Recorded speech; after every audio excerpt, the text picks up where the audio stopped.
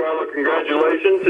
Your Hornets wrapped up the East this weekend, combined with your win and the Alcorn loss. The first berth for the Hornets since 2004. If you could just kind of summarize your game at Southern, and then talk a little bit about, well, you've got an off week this week, and then Tuskegee with the Turkey Day Classic, and then talk a little bit about maybe even perhaps for the championship game as well, and then we'll open it up for questions.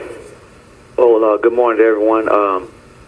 Going to Southern, that game was a huge and pivotal game for us. We knew, that we had to take care of our business to even have an opportunity to play, get a chance to play in the SWAC championship game. And, of course, we knew we needed some help. And I commend our players and coaches for staying the course and, being focused on the task at hand.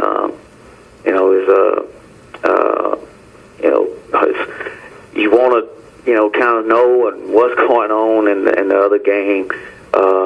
Thank God it was earlier, so you kind of had an idea. But Southern is they have a lot of talent. They've always had talent, and some explosive players. And we went up on those guys like 21-10, I think, at halftime. And at halftime we talked about they were going to come out and compete, and they did that. They came out and made some plays. The quarterbacks are very athletic, ran around, and those return guys, they got two of them that are just outstanding. We tried to figure out a way to keep the ball away from those guys, but they competed to the bitter end, and scored a touchdown, and ended up going for two, and we were able to stop them. Our defense have played pretty good all year, and if the game is on the line, you want your best players out there, and I think our defense has kind of been the foundation for our team and our season this year and how they play. So we had a little confidence with them being out there, knowing that we needed to stop, and we were able to come up with it. So we're happy to get the win, and it's hard to win on the road in a hostile environment, all that stuff, and it's only you, only your team. So I was proud of our guys for getting a chance to win that game, and so now we get a little time off. There's about 11 days before the Turkey Day Classic, and it's a blessing to be able to play in so many classics. Turkey Day has always been one of my favorites. Me growing up here in Montgomery and going to that game as a young guy, and of course playing in it. So it'll be a huge game. It's a big rivalry for us, and it means a lot to our fans and alumni. And Tuskegee, they're a good team, man. They beat Texas Southern early on, and I thought Texas Southern had the best team in the conference. I mean, they got a lot of players. But Tuskegee was able to get a victory against them early on, and so we know they can play. We know they're a good team, and we're gonna have our work cut out for us. They play fast, they play physical, and they're a good team. Their coach has done an outstanding job of coaching them guys up over there. So it'll be a huge challenge for us. And then the opportunity to play in the SWAC championship game and what it means to ASU, and it's a blessing. You think back, I was blessed to get this job 4 years ago, whatever. And but there's a uphill battle. We had on probation. We couldn't compete for the championship last year. Lost the scholarships and all that stuff, and just the talent pool was down. And our guys that we have here now and the seniors. They believed in the plan that we had and bought into the plan, and we've had to overcome a lot. We had a lot of coaching changes, and we had to bring new players in and all that stuff. And it's just I learned one thing playing NFL. It's you have to attack problems, and the problem is anything that keeps you from getting to your highest level. And we had some problems over the last 3 years, and we've tried to correct them, and they've worked. The plan has worked thus far, and it's a blessing. There's some great coaches to have coached in the SWAC championship game, from Doug Williams and Coach Jones, and I appreciate him for his comments, and Comergy, and Coach Frazier, and I'm 37 years old, And here I am with an opportunity to grace the sidelines that those guys, walked and took their teams to battle. And, so we're happy for our program. We're happy for our players. For the whole ASU community, these people are, they have been longing to, have something to cheer about here. And is happy that we're able to be a part of it. So we're excited about it. We'll open it up for questions for head coach Reggie Barlow from Alabama State. Again, *6. We'll unmute you to ask your question. Hey, Reggie, Ross with Clarion Ledger and Jackson. Going into this season, Reggie, did you feel pressure to win? Third or fourth year in the job. I mean, did you feel pressure? Did you feel like you had to win to kind of save your job?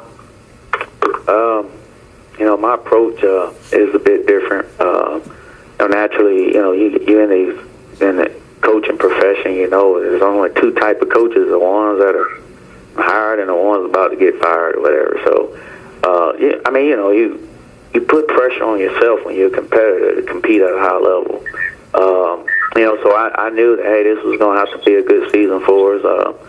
I think I got the right people in my corner here at ASU that believe in me, and they understand, the thing that I didn't want to happen, I'll be perfectly honest about it. I did not want to coach 3-4 years here and during the probation period and then kind of build the program back up and get the talent pool back up, and then they bring somebody else in. I didn't want that to happen. Matter of fact, I ain't signed a contract, so it still might happen. But, put positive pressure on yourself to get it done. And, so it's been a cool deal to watch the plan actually work. And so we're happy where we are right now. Did you think during that 3-game, you guys started 3-0 and then lost 3, during that 3-game slide, I mean, were you thinking back to the last years? What kind of, did you have faith in your team? I mean, tell me about your mindset during that 3-game slide. Yeah, it's I've always been able to focus on the now, and I turned the page pretty quick, and losing 3 games, I knew we had a good team. It's just just had a little inconsistent play here and there, and I was inconsistent. I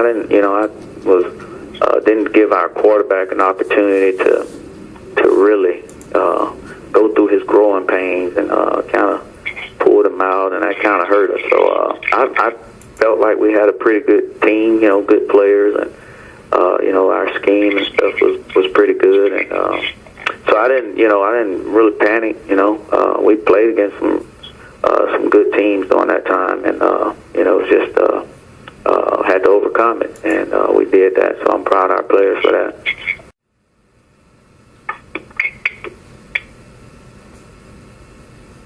Coach Barlow, Luke Williams from the Black College Sports Page. How are you? I'm good, sir. Is there a game in your season that was kind of a turnaround game? I know there's, obviously every game is important, but was there one game that really got you back on track after the losing streak, or the win over Prairie View? Any one particular game that you look back on at this point that you think was had a particular significance to how your team finished? Well, naturally the game against Prairie View, it was huge for us because, that was, it kind of gives you guys the confidence, we can play with, better teams in the conference. And so that gave us an idea that, hey, we got a pretty decent team. And but the Jackson State game, although that was a couple, games ago, that was a huge one also.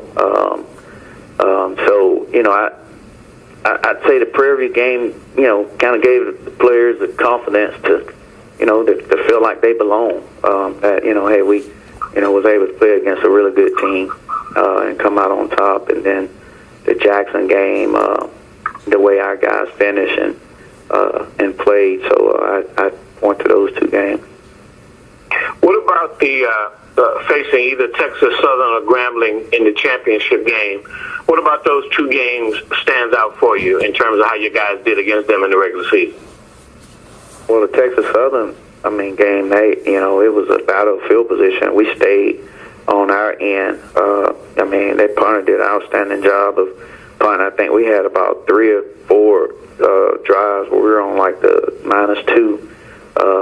It's just a tough deal. Texas Southern has the best defensive line in the conference. They guys are outstanding, and they rush the passer, and they're good against the run, and got good linebackers. So, that was a tough game. I thought they pretty much manhandled us in that game. Our guys fought, and we hung around in there, but we had a couple of turnovers there at the end that kind of put the score, put us out of range to come back on them. But they're a good team, and then of course Grambling, with Frank Warren and the way he runs the ball, and the quarterback there who's athletic enough to keep plays alive, and but both teams, to be honest, they were both teams really, they manhandled us. So whoever we play, we know we'll have our work cut out for us, because you're talking about 2 outstanding teams with some exciting players. So we'll have our work cut out for us.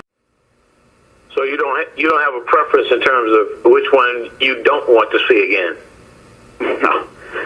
Both of them are outstanding, you either way, Kobe or Michael Jordan, how you want, it's both, both teams are, they're good, man, and it's hard to say. I'm really happy that we got an opportunity to be in the game, and, whichever team we have to play against, it's going to be a uphill battle.